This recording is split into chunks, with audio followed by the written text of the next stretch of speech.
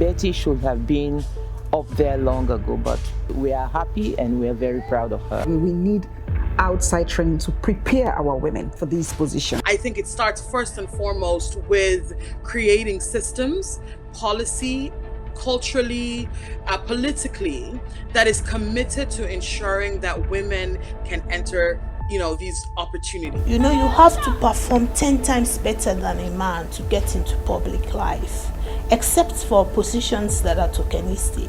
The women who constitute 51% of our population and who have for the longest time been disadvantaged are given an opportunity fair and square to compete with their male counterparts.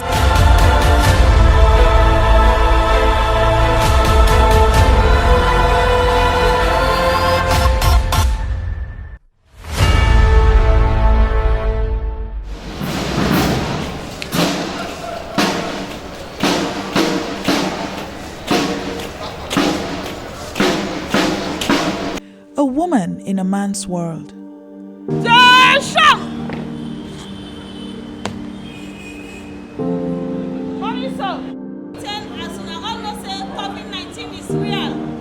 Mrs. Elizabeth Turay was approved as Deputy Inspector General of Police by the Police Council, chaired by the Vice President, on 3rd June 2020. For you to move from one bank to another, you should be confirmed. You should be confirmed. Then you move. Yes. That should be the procedure. A long-awaited dream of Mrs. Turay, who has spent over 30 years in the police force, finally came to fruition. I was really very much eager, taking cognizance of the fact that I have really served the people of Sierra Leone for almost 32 years, committed and dedicated to my job. And when I actually got the news, I was really overwhelmed. And my first thought was, this is the time I have been looking forward to. And I'm really grateful to His Excellency the President for giving me this opportunity to actually serve as the second in command for our institution.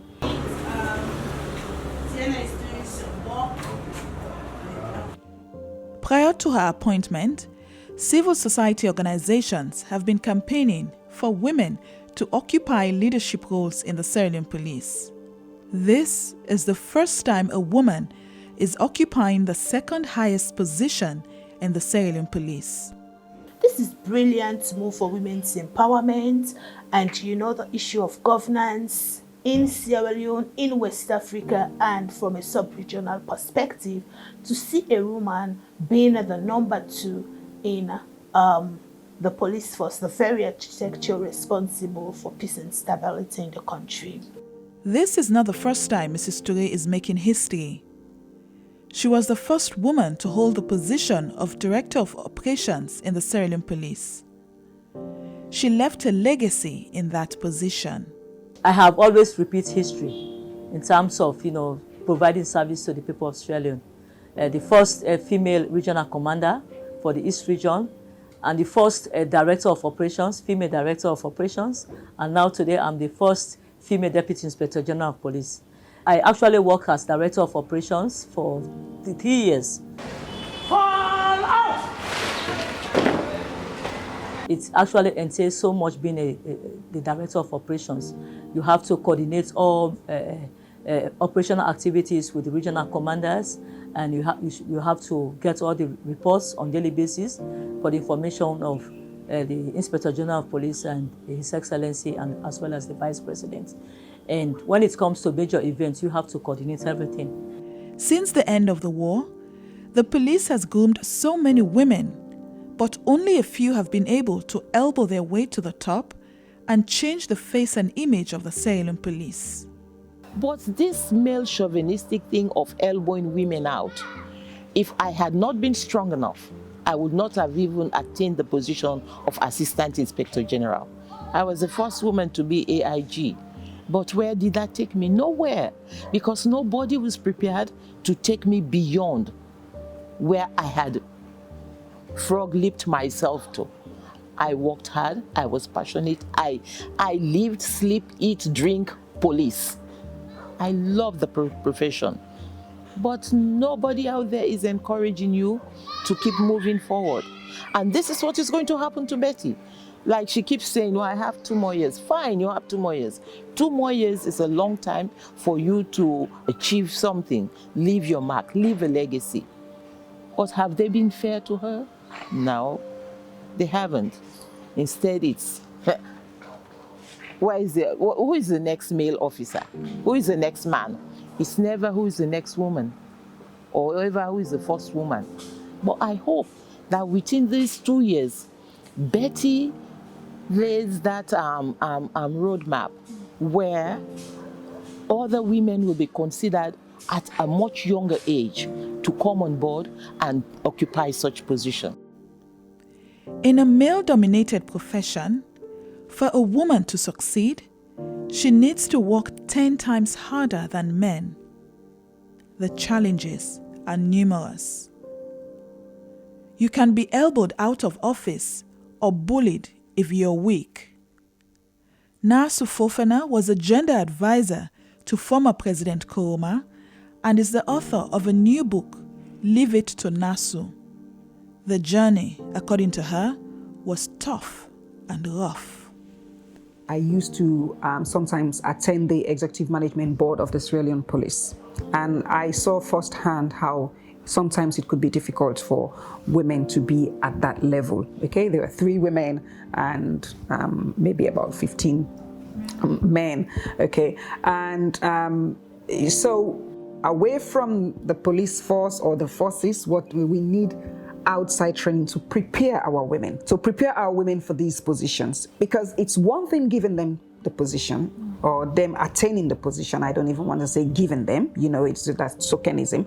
It's one reason for them to attain that position. It's another reason how supported they feel. Whenever we get into positions, being appointed or attaining that position is the easiest part, I would say. Okay, maintaining and being allowed to do your job is another. I was there. I know exactly how people try to create problems for me as gender advisor to the president. So the higher women go, the more pressure you get externally. That is why women like us, the media, need to stand by these women when they have been appointed to ensure that, harassment, bullying, intimidation, all of these things have to come out. They need to be able to speak to the issues that are confronted. They need to be able to stand up, and they can only stand up when they feel like they have support, because it's a very lonely place to be. Elizabeth Turay is in a very lonely space right now, okay? And she needs AIG Memuna, she needs AIG Gloria, she needs the Mirror, she needs all of these women. And we also do have men, who believe in women's leadership. So we need all of our allies who are male, who believe in her ability or in the ability of women who are put into leadership positions, ensuring that, when promotions come, we say, okay, yes, Elizabeth on there now, but, can we have, 3 or 4 more AIGs? As long as they are qualified, we should be able to make those decisions intentionally and not think about, and it's almost as if they have a time clock sometimes. So, yeah.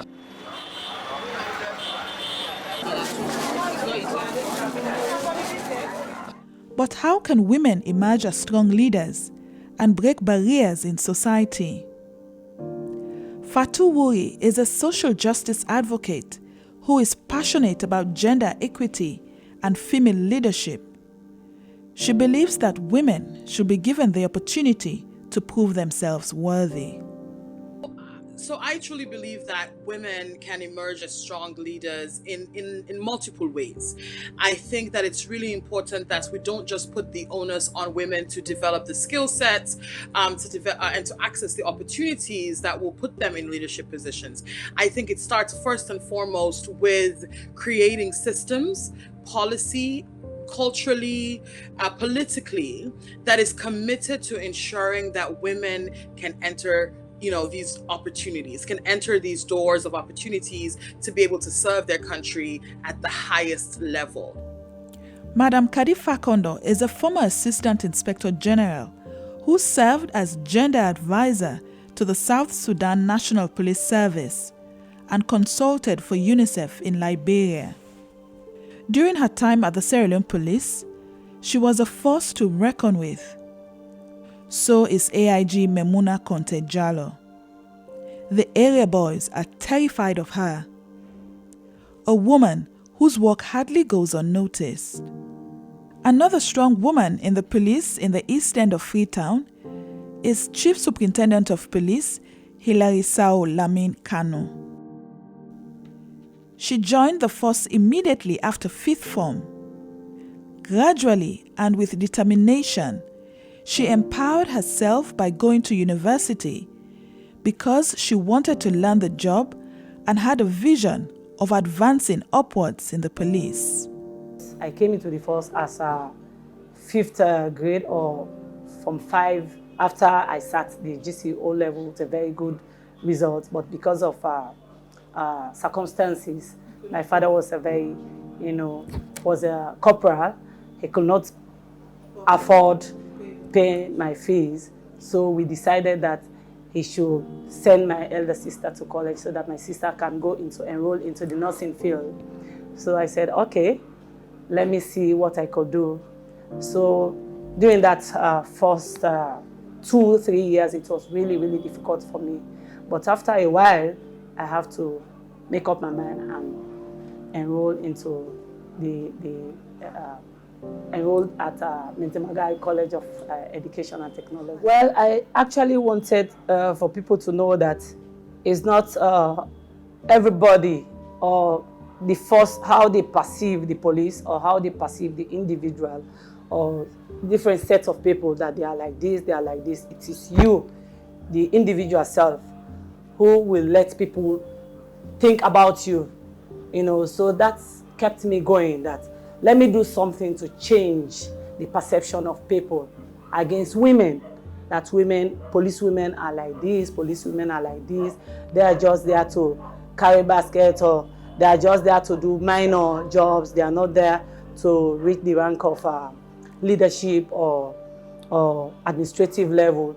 So that was ringing in my mind, sounding in my mind that I should do something so that I will not be there like any dropout, because formerly they were taking the job as a dropout institution, that people who are not landed, see themselves into the police. So I said, no, I should not be counted as one of those people. Let me do something so that people will see and get something from me, and they too will say, we have to do something so that we will change the narrative of what they think about the police, and mainly police women. Women like AIG Memuna Conte Jallo, Chief Superintendent of Police Mabel Fala, LUC Eastern Police Division, and other vibrant women in the Sierra Leone Police can only climb up the ladder if there is the political will and progressive policies are fully implemented to make these women attain those positions unhindered. Political will is really important to ensure that more women are seen and are acting in decision-making positions. So for me, that's the first way in which we can begin to see more women in leadership positions. It's incredibly important because that has reverberating effects on the average Sierra Leonean girl, to say across every industry, whether it's the police, whether it's in the medical field, whether it's in politics, there are women like myself that can make it. I think then we have to begin to think about our entire structural system, our educational system, our cultural conditioning. What is the narrative that we're telling young girls is possible for them? It begins in our schools. It begins with the opportunities we give them economically. It begins with the fact that culturally we say that you are important, your voice matters, you can do anything a man can do on a very mental, emotional, spiritual, physical level. It is the affirmation that, she can see herself leading her country. And I think that confidence is what will inspire more women to get into different fields, to speak up in the boardroom, to speak up in schools, to grab opportunities that they feel they can act on. And that feeds into the political will to say that women can lead in the country and across the board. So like I said, there are multiple ways, but For me, the important way to do so is to ensure that we have a leadership that is dedicated to opening the door, creating opportunities, facilitating the balance between men and men in leadership positions in our country. The new direction government of President Bio has promised to ensure that this is not a one-off appointment, and they will ensure that women hold key positions in the government. The new direction government of President Julius Maada Bio believes in laying the foundational building blocks for gender empowerment. We don't see it as an action. It is a holistic approach to doing that. That is why we are investing in free quality education. We are, amongst other things, also ensuring that any lady who goes to university and is doing any of the sciences gets an automatic scholarship. This is part of a deliberate policy to empower women so that they are able to take on competitive roles hitherto considered, men's exclusive domain. Like you noted, His Excellency has gone down in history as the person who has appointed the first substantive female Deputy Inspector General, right? So we believe that if we empower women, we'll get more women qualified for such appointments. Already, the police has a gender department. Yes, we are going to work with them, and I'm sure the new Deputy IG is going to ensure that that unit is strengthened so that more women are given opportunities to be able to compete with their male forum when it comes to appointments and deployment. The need to have more women in leadership positions or decision-making positions is very critical for good governance and is more important now than ever before, according to Marcella Samba Sise. Most women have shown the world that they can be better leaders in the institutions they find themselves and are as capable as their male counterparts. The discourse around women's issues are very much salient when women speak it together.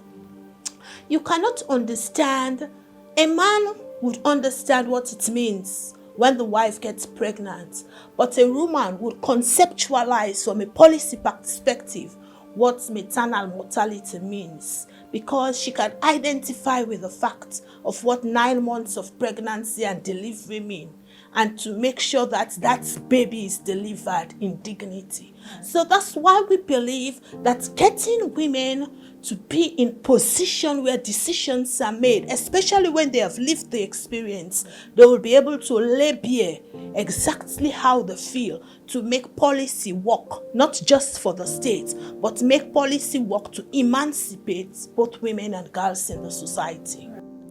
Over the years, the Sierra Leone Police has been able to attract very young female graduates who are in the middle-level management. But how can more women be attracted and a platform created for them to hold more senior positions? I think the first thing that we need to dispel is that, women representation matters. Let's start at the core of our political system, parliament, right? For me, I've never said that we need to fight for 30%. I think people are like, get on 30% first, and then we can see if we can negotiate 50. Absolutely not. We live in a country where 51% of the population are women. We live in a country where over 50% of our population is under the age of 18. What does that say? It says we're a young and predominantly female-centered country. Now, why aren't policies and representation across our institutions reflective of this very fact? So for me, the first step, I think, for political will, successive governments right now, to say we see Sierra Leonean women, is to say, let us open that floodgate. Let us look at parity within parliament. Let us look at across all parastatus entities. There should be a very clearly stated policy that says we have to reach at least 50%. And the excuse that women don't want to step up in leadership positions, the excuse don't have the educational or skill sets to do so, I think is really a fallacy. And I think it doesn't do justice to the breadth and the ability of Sierra Leonean women. So let's start where it is most symbolic. Let us get 50% representation in parliament. In a research conducted by former 50-50 president, Dr. Aisha Fofana Ibrahim, titled The Integration of a Gender Perspective in the Sierra Leone Police, an accelerated promotion scheme was introduced in 2005 with the aim to increase the representation of women in middle management positions. According to the study, the scheme targets college-educated female personnel who are placed in a rapid promotion scheme that involves moving from the rank of constable to inspector within 3 or 6 months. The scheme was the brainchild of Kadi Fakondo, who was a pioneer for women's empowerment in the SLP. She believes Mrs. Turay has a big role to play to help other women. I know the policies of the SLP, which has been for years, is that the male officers take the lead role. Betty should be in a position where she should push for the women in the SLP to actually be occupying positions of authority in the organization. So she too must lead by example. I stood out in the crowd because as an individual, I'm a stubborn person, and Betty should be stubborn. The men have this way of doing things. They will coax you, they will cajole you to make you feel good. But it goes beyond that. If you believe in something, fight for it, go for it.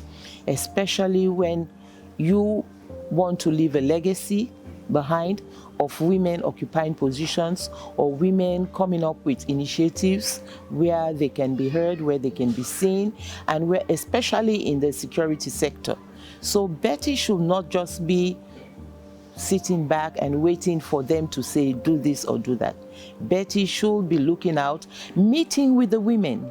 Let the women come out with the issues. Let the women tell Betty what they think they can do, how they can help build the organization, and how they can help push for the younger recruits coming in to move up the ladder fast.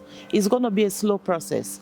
I was at a meeting last week with the IG and some retired senior police officers, and what we were told is that they are coming back with ranks that were taken off during the reform and restructuring of the Sierra Leone Police.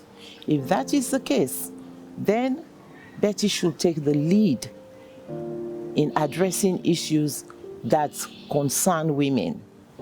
And I know it's going to be a difficult task, pushing for women to hold positions of trust in the SLP, women to be transferred, women to come up with initiatives that will be accepted. Madam Elizabeth Turay is a committed and dedicated worker. For her to succeed, tasks must be completed, and one must always be willing to learn from others too. I'm a woman who is always committed to my job, and task-oriented. When they give me any assignment, I make sure that assignment is accomplished, and I believe that, even when I am not, I don't have the knowledge, on specific issues in the police force, I normally have to consult my colleagues, and they will take me through, we will share ideas, and we make sure that at least we deliver whatever is required from us. Many believe the Police Council made the right choice in selecting Mrs. Elizabeth Turay as Deputy Inspector General of Police. She's extremely qualified. She is a capable administrator. So I would actually want to thank the Police Council, headed by the Honorable Vice President, for making this appointment a reality. We're very, very thankful, but I'm pleased that we have her there, even though we would have wanted the first position. The newly appointed DIG, a long time ago, 15 years, when I joined Campaign for Good Governance, and understanding what governance means in an era of post-conflict reconstruction. At that time, security was the heart, of building a stable society, resilient enough to institute democratic culture. And I saw her performed a duty, well-focused and ready to build partnership across the board. I believe, as I have worked with this particular individual, that she is going to make us all proud, and she is going to live up to the task. So it didn't come as a surprise at all. It didn't come as a surprise. Betty should have been up there long ago, but for one reason or the other, it's happened now. It has happened now. And we are happy and we are very proud of her. Dr. Aisha Fofana Ibrahim's research notes that the gender mainstreaming policies provide that all SLP personnel receive annual training on equal opportunities and gender equality in the workplace. Equitable access to training can help ensure that female staff are not confined to certain posts typically thought of as being appropriate for women. Nasu Fofana, once a gender advisor, used to sit with the hierarchy of the SLP and has been a strong advocate for women's empowerment in the SLP. The Sierra Leone Police, for example, have been one of the, institutions with the highest training in the area of gender, in terms of their gender policy, sexual offenses, sexual violence, they have everything. And they've been trained by credible institutions nationally and internationally. So political will is very important when we're talking about leadership. If the head of states, for example, is gender sensitive and very proactive on promoting women, we would see that, these positions will go to women. Also, within the institutions as well, the head of that institution, if that particular head is also proactive, we will see that women will be coming up. The more women we put into positions, the better it is for our economic development, the better it is for our indexes. So we just cannot take women's issues as though they're welfare issues you're doing women favor. We have highly qualified women. So the political will and the institutional will to promote women is critical. This, if we have this instituted within the governance structure, whether it's at the executive level, we would see that it will have a trickle-down effect. So in this case, for example, let's say the SLP, if we have a female Inspector General of Police next time, we'll have a male Inspector General, Deputy Inspector General of Police. If we're deliberate about having parity at that level, the first and the second, you would see that the other roles will gradually, bring women on board. Lights on! Lights on! Fall out! Training is key in policing. In the early days of the Sierra Leone Police, some positions were a no-go area for women.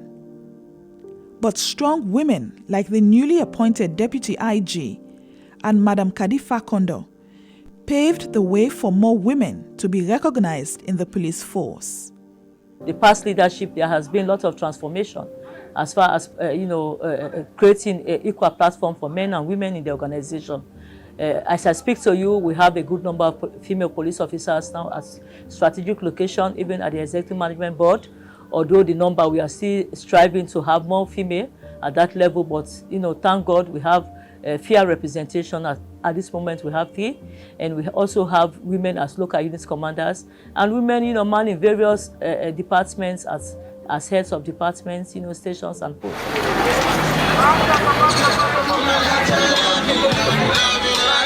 The country has over 13,000 police personnel. Out of that number, about 30% are women. However, women in the Sierra Leone Police hold strategic positions in the police force. The Director of Peacekeeping is a woman. National Traffic Coordinator is also a woman. And a woman heads the Operation Policy and Planning Department in the Sierra Leone Police. For more women to succeed in this profession, there should be political will and a space free from bias, which the New Direction government has sworn to make history in having more women on board. The foundational basis has to be empowering them through education, empowering them through exposure. As I speak to you, or just before the disruption of COVID-19, you had many women going on peacekeeping assignments. You give them the necessary education, the necessary opportunities to serve, to lead, and to get exposed. All of this is happening because we honestly believe that whatever a man can do, women too could do. Apart from the police, you also see that as part of the president's affirmative action policy, we had the recruitment of 300 women into the Rs last year. This is a deliberate policy to ensure that the women who constitute 51% of our population and who have for the longest time been disadvantaged are given an opportunity fair and square to compete with their male counterparts. We have started investing in women more than any other government in the history of our country.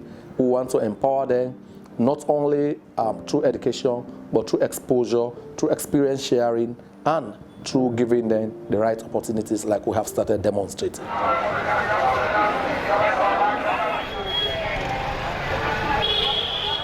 Over the years, women have had to work 10 times harder than their male counterparts when in positions of power, authority, and responsibility in the police.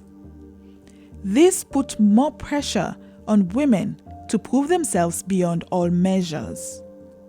It's so unfortunate that women feel, and the reality is have to work 10 times harder to be in positions of power. That should not be the case. I think that begins to show you the institutional and systemic barriers that women have to face just to be able to sit in the decision-making table.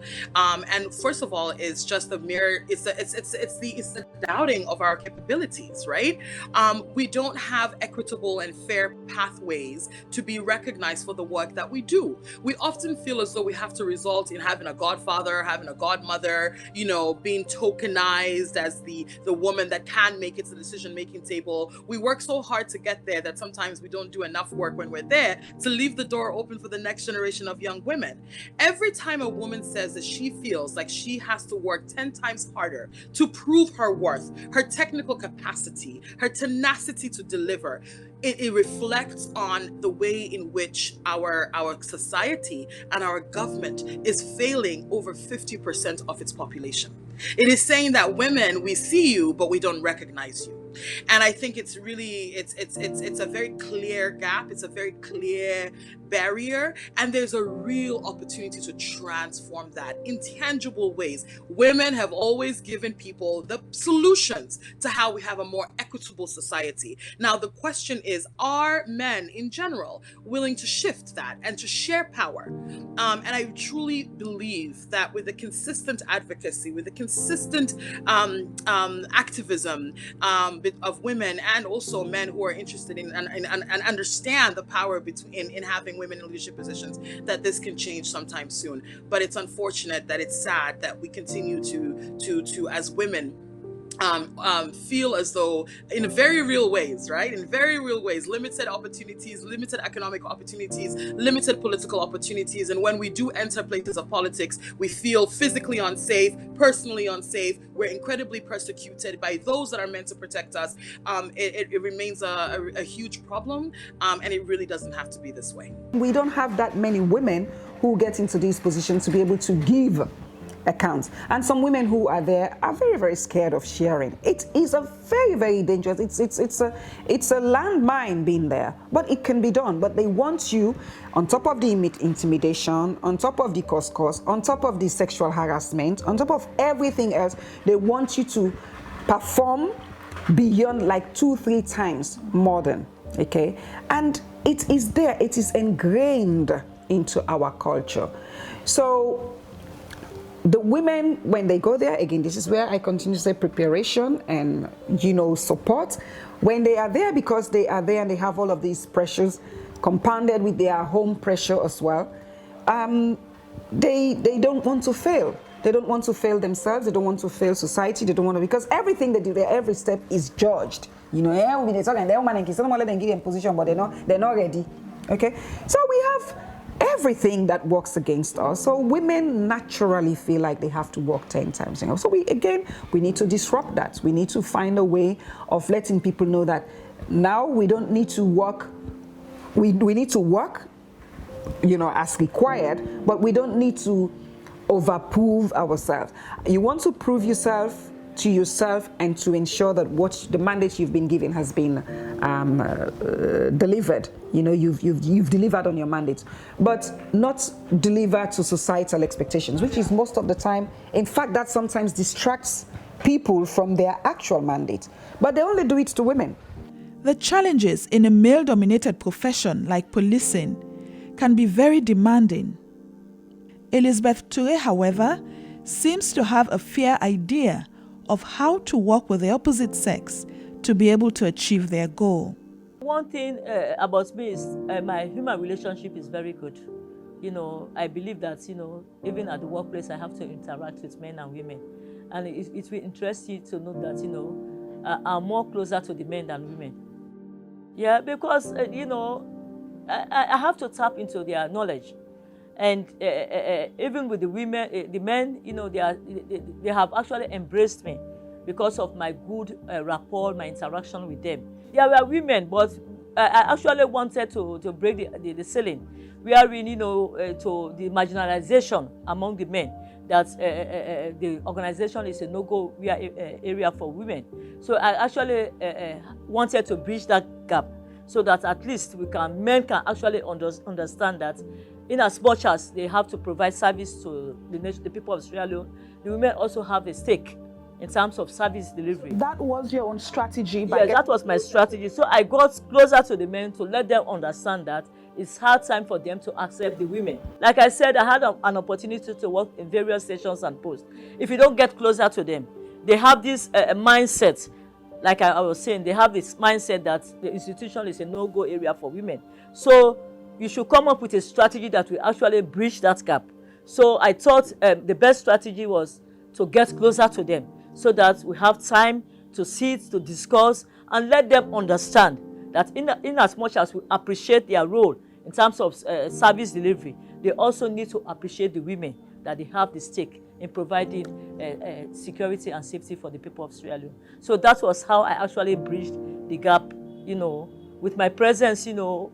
Even when I had the opportunity, I actually made sure that I also brought other women, you know, to get closer to the men so that at least they can understand that we have a stake as far as service delivery is concerned. However, CSP Hillary was determined to learn and pave her way through by aggressively taking the bull by the horn to achieve her set goal.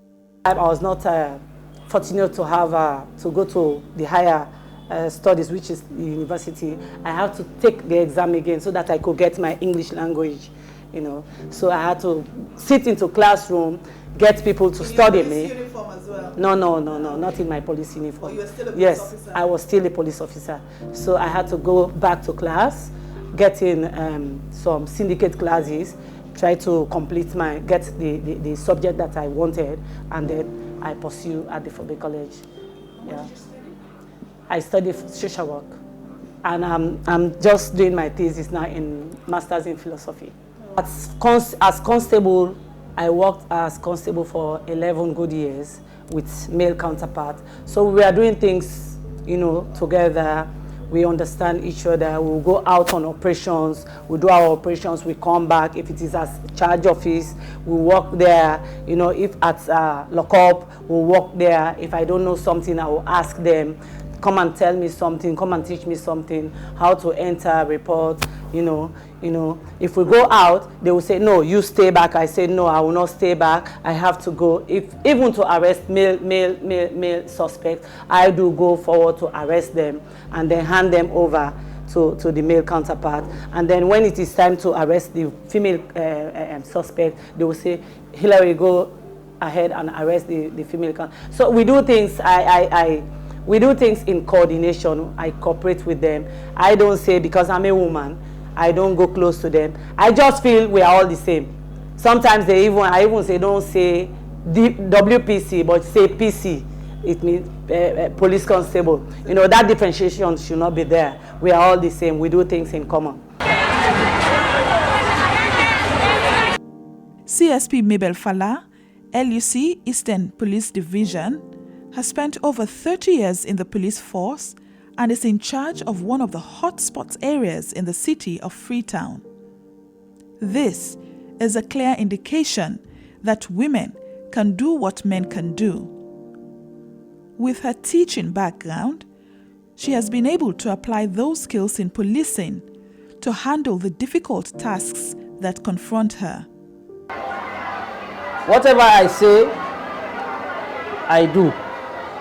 And I always try to be unfair in doing my police duties.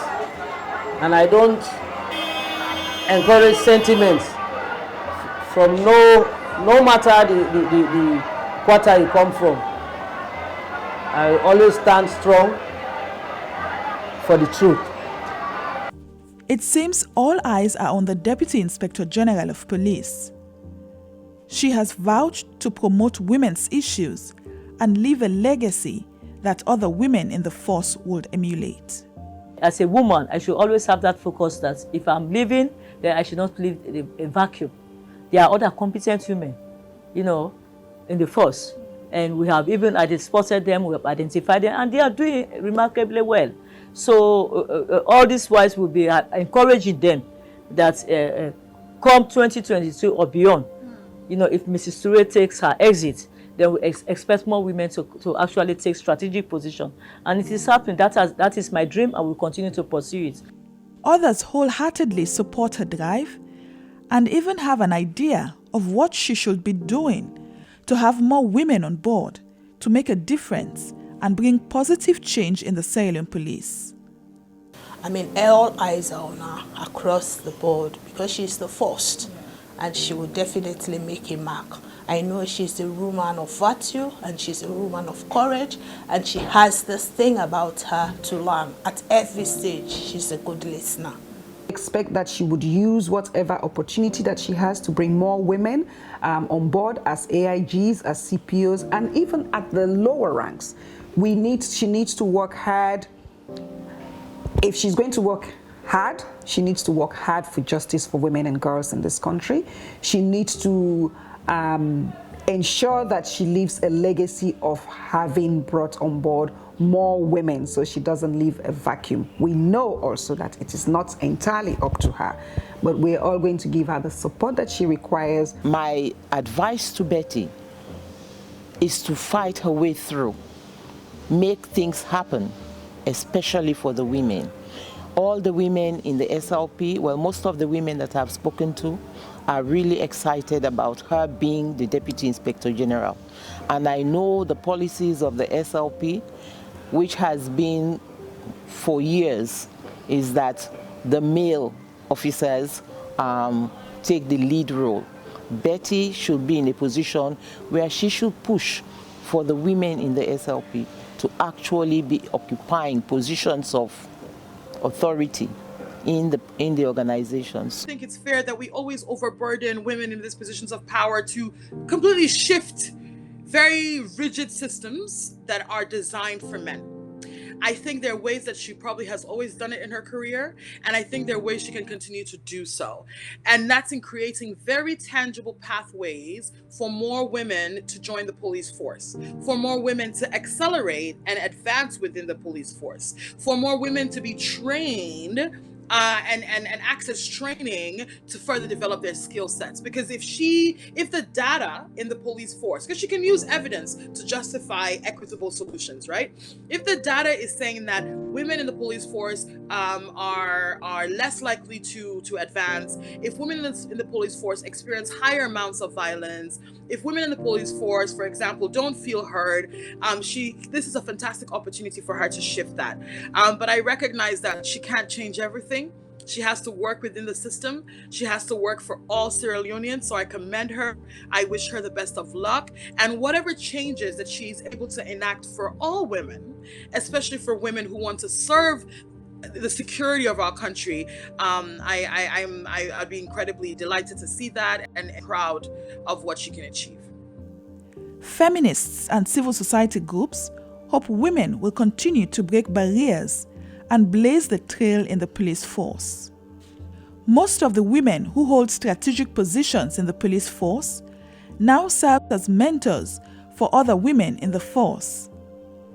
They serve as motivational speakers to help other women gain confidence and support the need to be seen and heard as productive female officers. And we also talk to the junior police officers to also work hard so that they will also come up and take our positions when we would have left the force.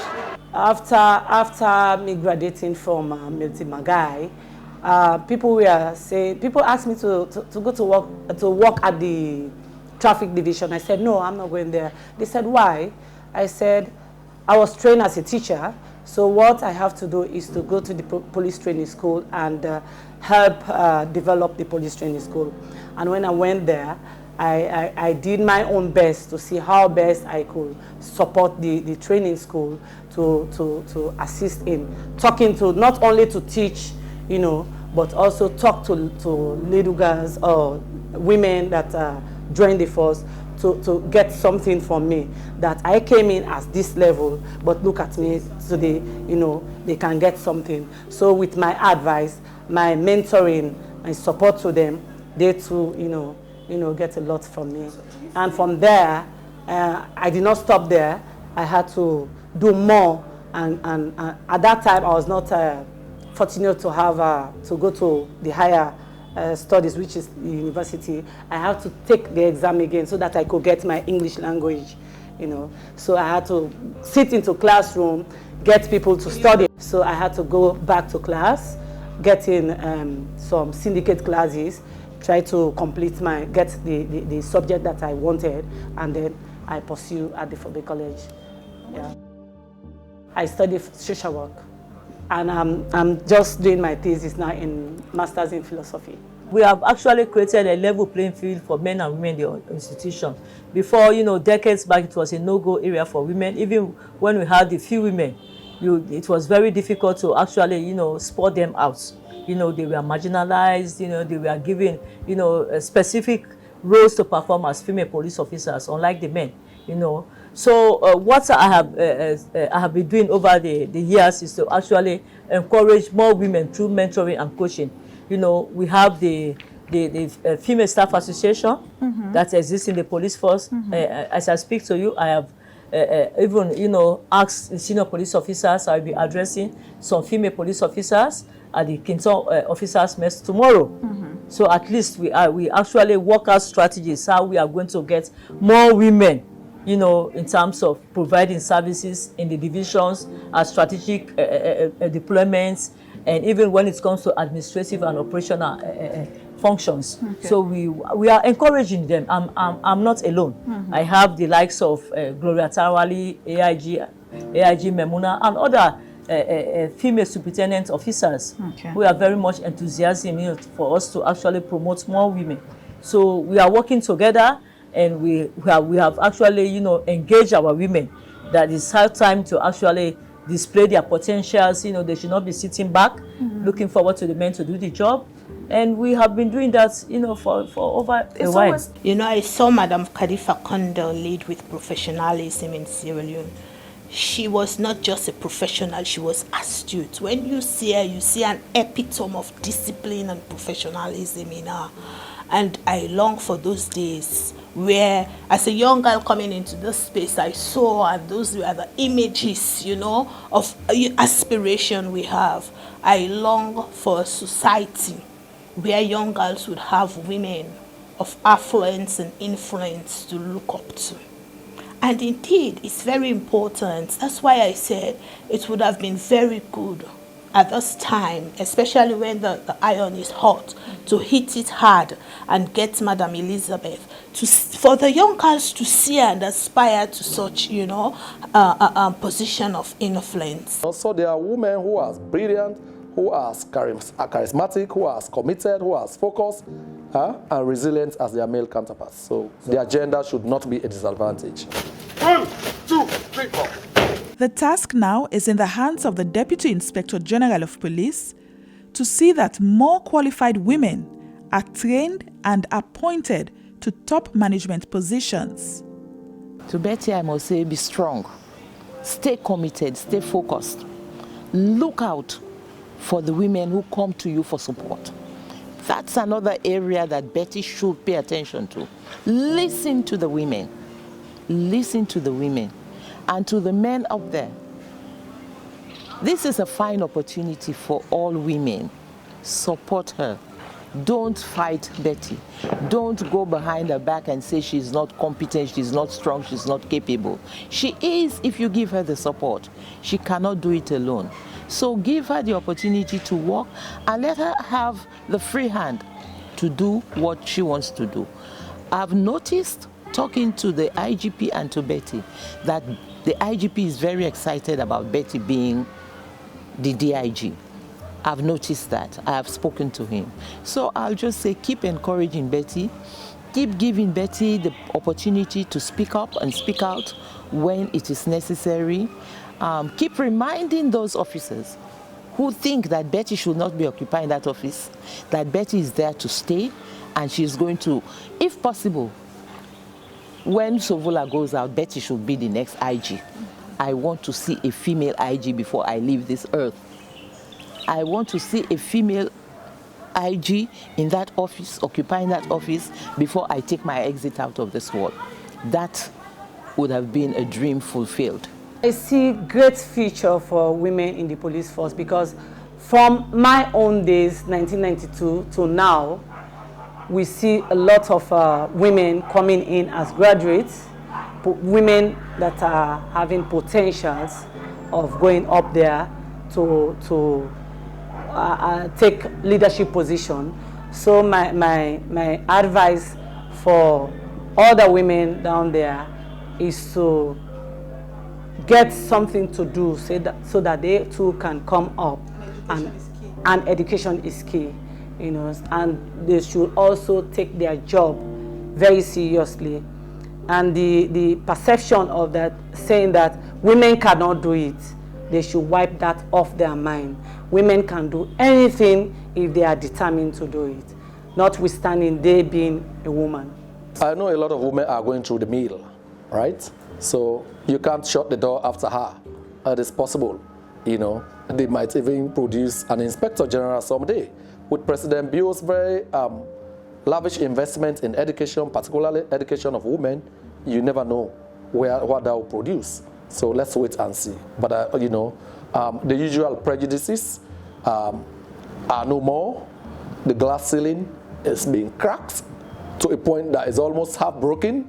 So yes, we look forward to more women to rise through the ranks, not just in the police, but in other hitherto masculine professions. To continue to build on this trend, the police must have in place and fully implement equitable and family-friendly human resources, strategies, and policies, including the provision of maternity and paternity leave, flexible working hours, and equal salary and pension schemes for both male and female officers.